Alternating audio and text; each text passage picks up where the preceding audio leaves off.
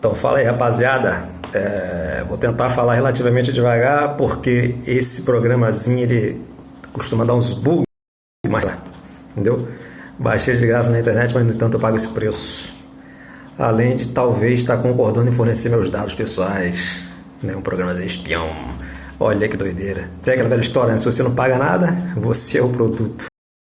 Bom, mas de qualquer forma, a crise do Estado Novo e as eleições de 1945, história do Brasil, história contemporânea, matériazinha típica de terceiro ano do ensino médio. Então, em meados de 1944, os países aliados obtinham vitórias expressivas na Segunda Guerra Mundial e já se podia vislumbrar o fim do regime nazifascista na Europa. Segunda Guerra Mundial, 1939-1945, rapaziada.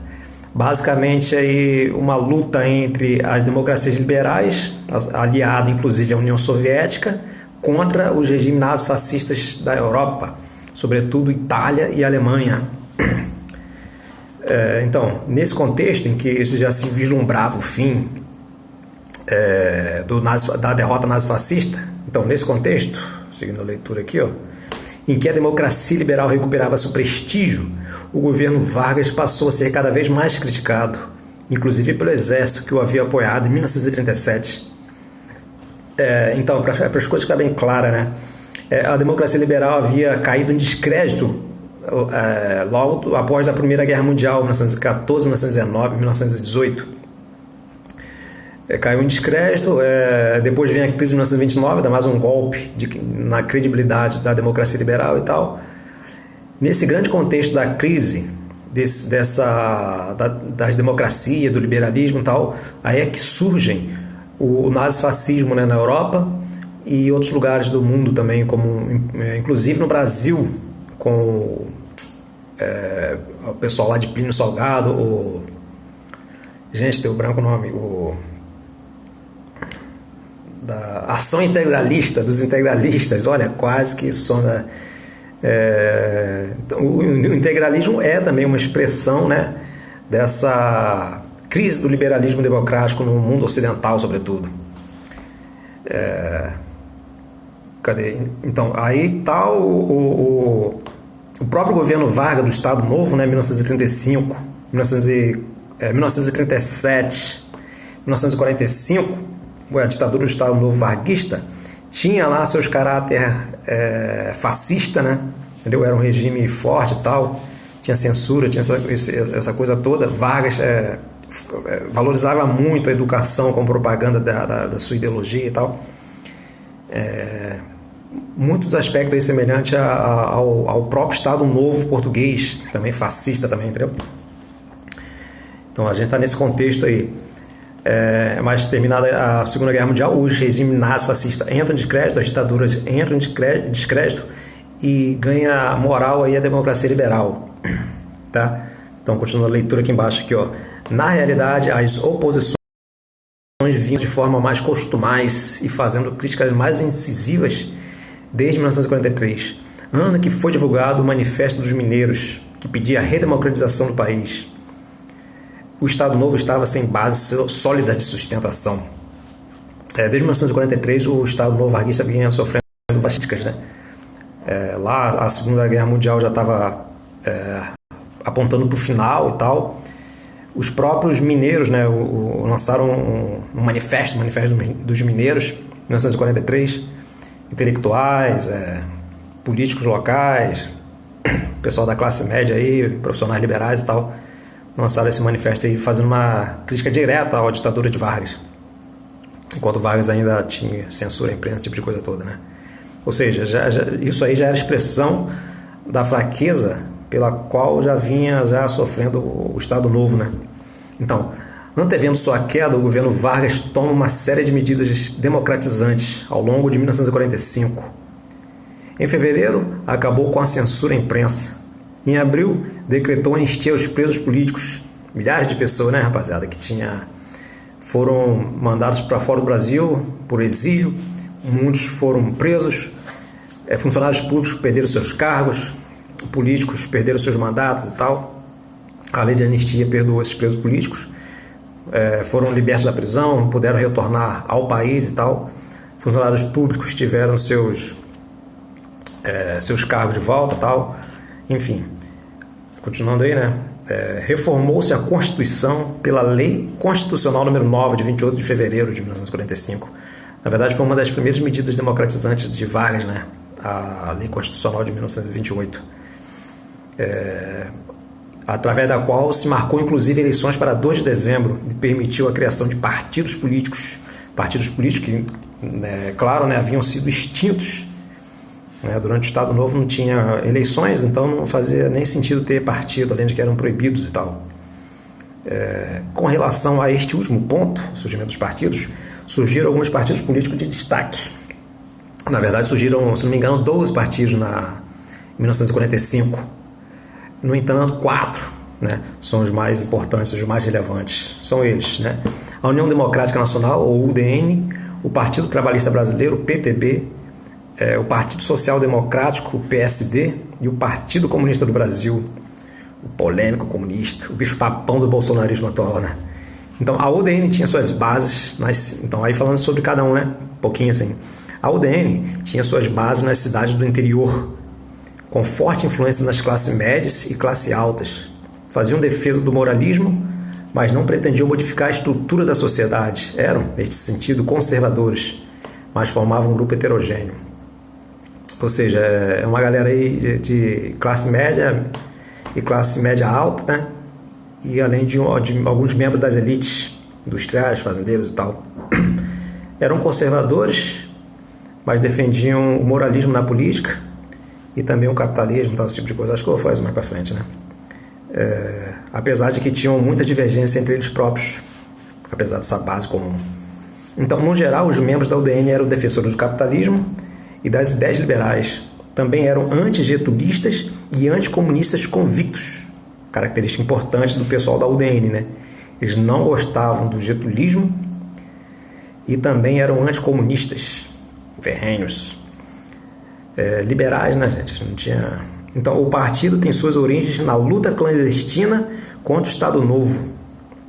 E para concorrer às eleições presidenciais, lançaram o brigadeiro Eduardo Gomes, ex-integrante do movimento tenentista. O movimento tenentista é muito forte na década de 20, E esse tal Eduardo Gomes aí, ele inclusive combateu lá na Segunda Guerra Mundial da Europa. Então, cadê? E esse pessoal da UDN aí era uma oposição clandestina ao Estado Novo, porque não podia ter oposição. Já o PSD, então, o PSD tinha suas bases sociais nas classes médias, no eleitorado rural e de clientela. Clientela no sentido de que era um pessoal que trocava voto por dinheiro, por cargo, por favores e tal, Tinha esse eleitorado de clientela nas zonas rurais, mas também tinham nas cidades cargos políticos e tal. Moeda de troca, cargo público, você uma vaga na escola ou na prefeitura ou qualquer coisa do tipo, em troca de apoio eleitoral e tal. Então a PSD tinha esse esquemão aí. Então eu também apoiava o PSD muitos proprietários de terra, industriais e capitalistas ligados ao grande comércio e às altas finanças. Uma grande diferença em relação ao DN é que o PSD surge a partir da iniciativa da elite política ligada ao Estado Novo e seus membros.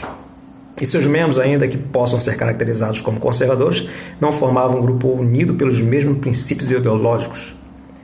Ou seja, a classe média, média alta, parte da elite se dividia entre a UDN e o PSD, sendo que o PSD está muito mais vinculado aos interesses das elites beneficiadas durante o Estado Novo varguista. Muitos membros da UDN, do PSD, que a UDN era clandestina, ela era perseguida pelo getulismo, então era diferente nesse sentido do PSD, porque o PSD, muitos membros do PSD haviam ocupado cargos importantes na máquina administrativa do Estado Novo, Ou seja, parte da elite que havia sido beneficiada pelo Estado Novo haviam se aglutinado em torno do PSD, que era um partido getulista. Então, e eles não tinham muito uma coerência ideológica entre eles também. Assim um pouco também como a UDN, depois, mais para frente, que a UDN vai meio que se purificando de certa forma. Então, o PSD foi a solução encontrada para a acomodação dos interesses e conveniências das elites atuantes ao longo do Estado Novo, conforme eu disse. Não à toa era um partido getulista, sendo o próprio Getúlio presidente de honra da agremiação. Para as eleições presidenciais, lançaram o nome do general Eurico Gaspar Dutra, que fazia parte até então da elite administrativa do governo Vargas. Dutra ocupou cargos importantes durante o governo Vargas, né? Durante a era Vargas e tal. Partido Social Democrático. Então, aí agora o PTB, terceiro grande partido, surgiu na época dos quais a gente está falando. Então, o PTB era outro partido getulista. E suas bases se assentavam sobre a burocracia do Ministério do Trabalho e sobre a estrutura sindical do Estado Novo, com forte apelo popular. Ainda que apenas em fim de 1950, né, dos anos 50, é que o PTB se tornará um partido de massas, ou seja, ele irá crescer, né, rapaziada, entre as classes populares. Então, mas no começo aí, os membros do PTB eram, sobretudo, funcionários do Ministério do Trabalho e líderes sindicais, porque o sindicalismo era Vargas, né, era intimamente atrelado ao Estado, era controlado pelo Estado, não era um sindicalismo livre propriamente assim, né? Mas, no entanto, Vargas havia adotado várias medidas favoráveis aos trabalhadores. Então, esse apoio aí não é de se surpreender, né? Esse apoio dos sindicalistas. Então, o partido, o PTB, né, Partido Trabalhista Brasileiro, foi, no fim das contas, resultado das manobras de Vargas, que pretendia arregimentar as classes trabalhadoras ao redor de um partido sobre o qual tivesse forte influência.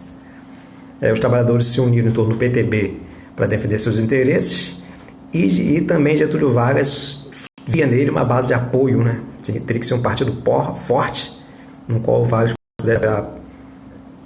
Então, nas eleições de 1945, o PTB disputou o apoio das massas populares com o PCB, Partido Comunista Brasileiro, qual a gente vai falar mais embaixo. O PTB se coligou ao PSD em apoio à eleição presidencial do candidato Eurico Gaspar Dutra. Ou seja, o PTB não lançou um candidato próprio, mas sim foi em apoio a Eurico Gaspar Dutra, que era do PSD, né? Então a gente tem uma coligação. É claro que o PSD, se o Eurico fosse eleito presidente, claro que o PSD iria distribuir cargos importantes, ministérios e tal, para os membros do PTB, né? Conforme de praxe.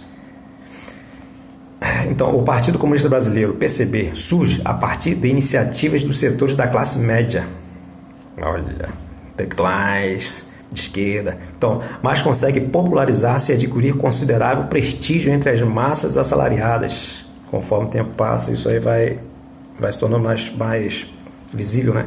Então, o partido rapidamente tornou-se influente entre numerosos sindicatos, principalmente no Rio, São Paulo, Pernambuco e Bahia. A principal figura do Partido Comunista Brasileiro, Luiz Carlos Prestes, foi eleito senador pelo Distrito Federal, Rio, né, porque a capital do Brasil ainda era o Rio nessa época, Rio de Janeiro. Então, o candidato do PCB à cadeira presidencial foi o engenheiro e ex-prefeito de Petrópolis, Iedo Fiuza. Iedo Fiuza foi candidato pelo Partido Comunista Brasileiro, que sabemos muito bem, não foi vencedor. Então, apesar de apoiar a candidatura de Eurico Gaspar Dutra, na realidade Vargas ainda pensava na possibilidade de permanecer no poder. Ou seja, Vargas não queria deixar o poder, né, rapaziada? Então, o forte apoio popular de que dispunha fazia com que a oposição vigiasse atentamente as manobras varguistas. Ou seja, ele tinha muita moral entre a população, né? Isso assustava a oposição. O cara está no poder desde 1930. A gente está em 1945, ou seja, ele está no poder há 15 anos. Já tinha feito várias manobras. Aí a galera pensou, pô, será que esse cara está pretendendo permanecer no poder? Né? Quem fica 15 anos, fica mais um bocado. Então, o forte apoio popular de que dispunha fazia com que a oposição vigiasse. Mais adiante ali, de fato, em meados de 1945, lideranças sindicais, desse sindicalismo varguista, né, vamos dizer assim, e funcionários do Ministério do Trabalho iniciaram o movimento queremista, em apoio a Vargas, com a organização de comícios transmitidos por todo o país através do rádio, que era um dos principais meios de comunicação na época, né? Tinha um rádio, que era muito popular, e também os jornais impressos. Queremos Getúlio, era o slogan dos queremistas. Até mesmo Luiz Carlos Prestes, líder comunista e um dos beneficiados pela anistia, apoiava Vargas e lança em São Paulo a campanha constituinte com Getúlio.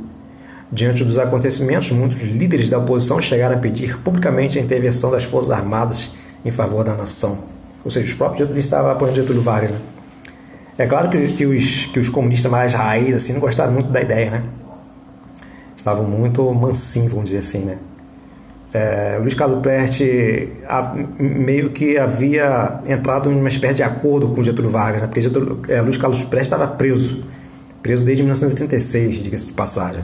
Luiz Carlos Prestes foi um daqueles caras que participou da intentona comunista de 1935, que tentou derrubar Vargas, né? Ele foi preso por conta disso e também por conta da morte de uma militante lá, que eu esqueci o nome dela, né? Ele teria sido um dos responsáveis pela morte da mulher. O assassinato da mulher, diga-se de passagem. Então, aí Vargas teria dito a Luiz Carlos Prestes que se libertasse ele deveria prestar apoio a Getúlio, e assim o fez, né? Além do que a União Soviética, né, que havia lutado ao lado das capitais dos regimes liberais contra Hitler e Mussolini, né? A União Soviética sugeria que os comunistas do mundo ocidental e oriental também respeitassem as democracias nos quais estavam inseridos e tal, né? Ou seja, havia revolucionários de tomar o poder e tal, estava fora de cogitação, né?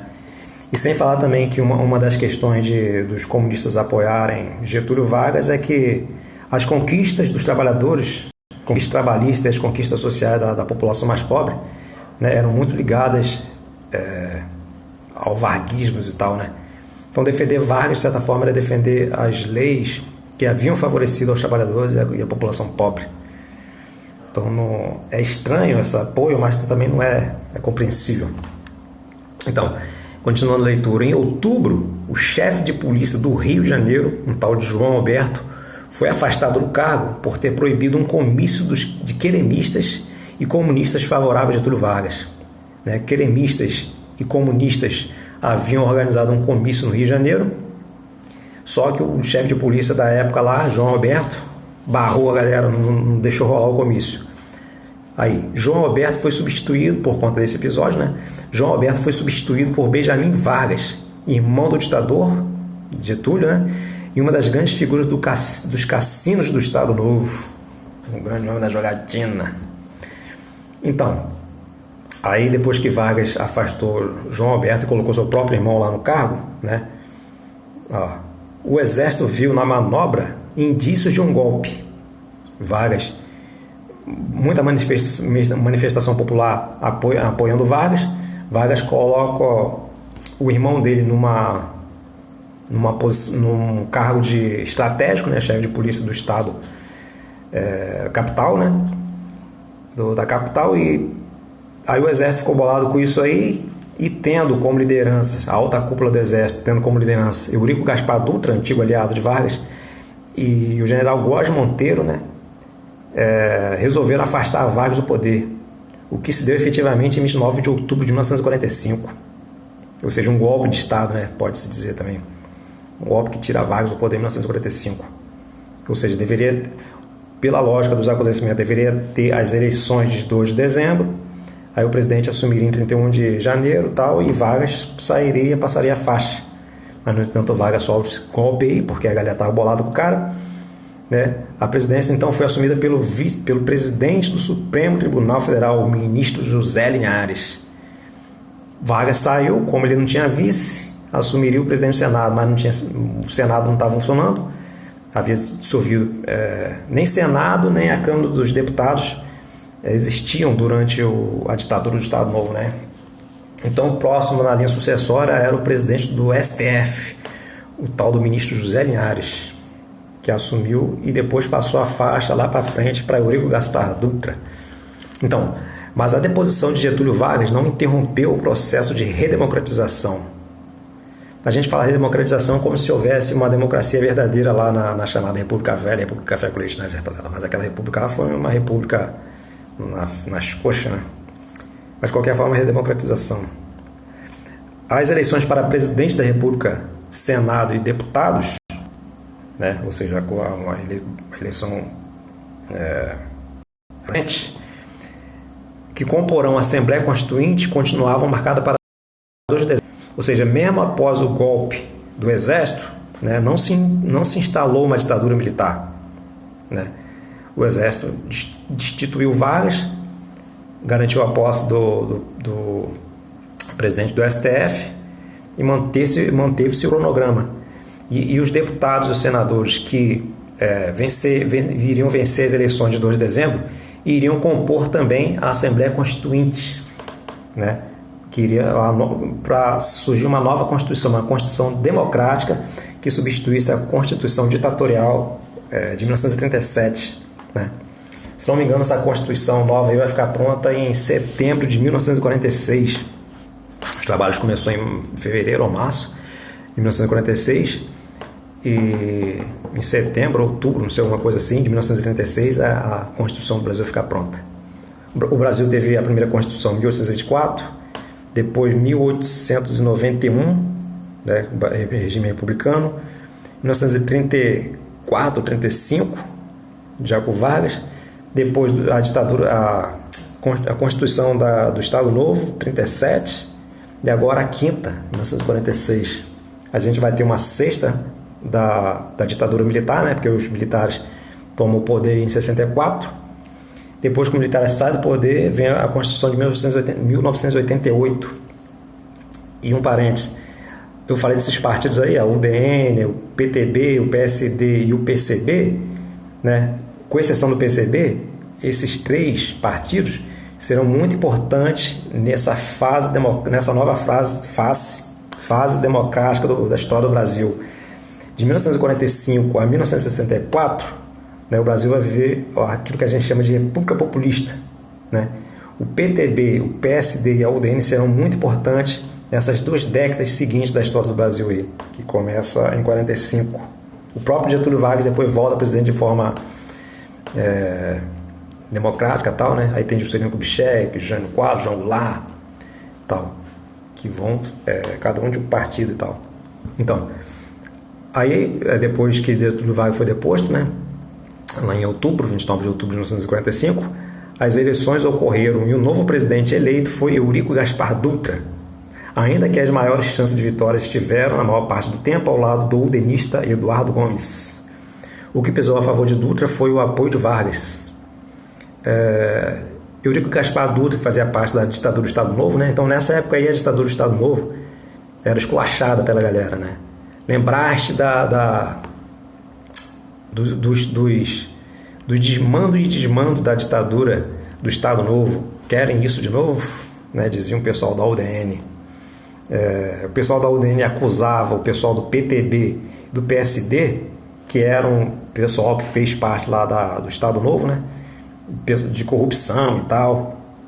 O próprio Eduardo Gomes acusou Eurico Gaspar Dutra de ter comido na marmita de Vargas, ou seja, de ter levado um dinheiro por fora, né. Dutra negou as acusações e o pessoal lá do PSD aproveitou isso aí para fazer uma espécie de propaganda a favor de Dutra, marketing, né, dizendo que realmente Dutra é um marmiteiro, uma tentativa de associar a imagem de Dutra às classes populares, às classes trabalhadoras e tal, né, porque o pessoal da marmita, você sabe, né, um assalariado aí, fudido aí do... Ops! Foi mal, rapaziada. Então, vai ficar papo de meia hora esse textinho aí, esse vídeo. Então, fonte do texto aqui, né, um livro que eu tenho aqui em casa. Eleições de 1945, apurações, vamos ver alguns números, né, é interessante, é maneiro, um galão.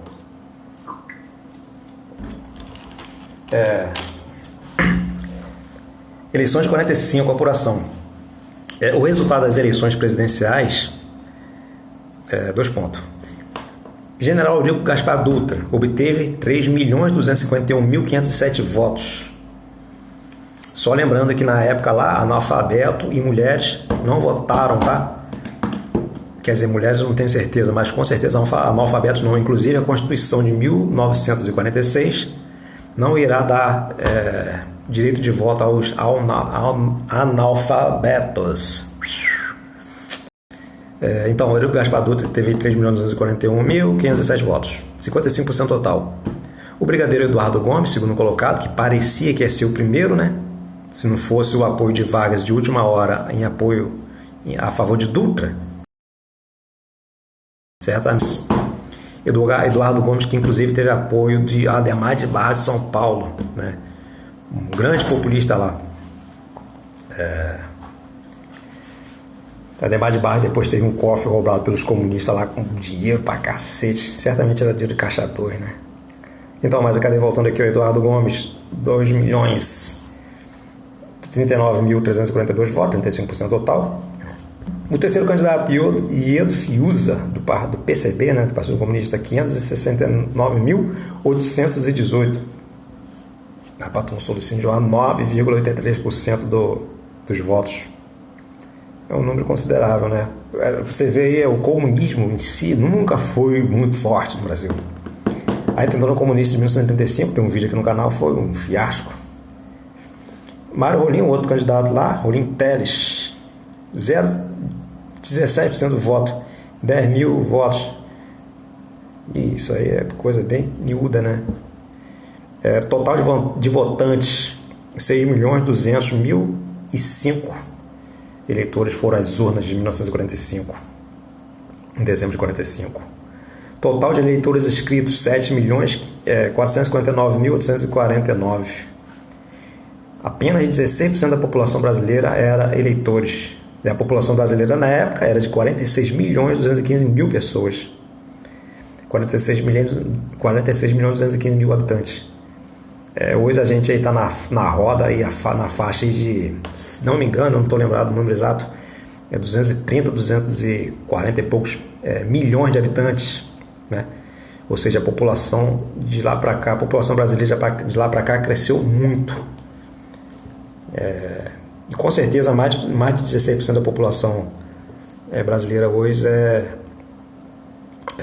eleitor, né? Tem direito de voto e tal. Certo? Então, para a Constituinte, o partido mais votado foi o PSD, varguista. Depois veio o DN, o PTB e o PCB, conforme coisa lá, né? A Constituinte é importante porque a Constituição é aquilo que vai determinar as regras sobre as quais deve funcionar o país, né? Então, como que vai organizar o país a partir de agora? Em questão de política, social, esse tipo de coisa toda. Então, é muito importante você participar e ter poder de influência sobre a escrita dessa lei máxima de um país, que é a Constituição, né?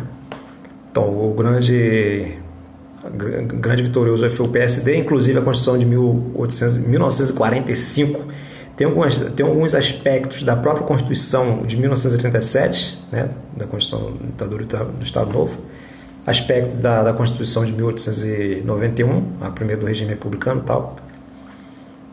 Enfim, aí tá aí outros números aí, ó, de votação, pá. Cadê aqui, ó?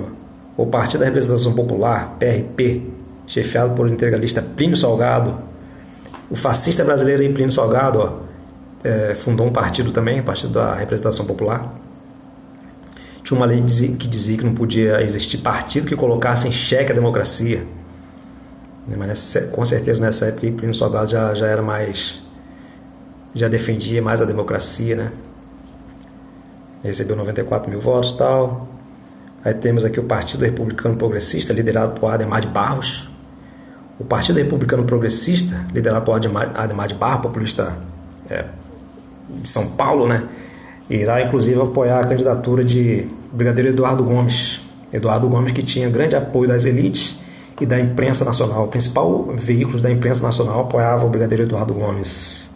Mas a moral de Vargas era tanto que o candidato apoiado por Vargas conseguiu derrotar Eduardo Gomes, conforme eu aviso anteriormente. Aí a foto aí de Eurico Gaspar Dutra, né? Batendo a continência. Pá. Vencedor das eleições de 45, assumiu em 31 de janeiro de 1946. Camarada sagaz aí. Academia Militar das Agulhas Negras, projeto dele também, criado por ele, na época que ele era ministro de Vargas lá e tal.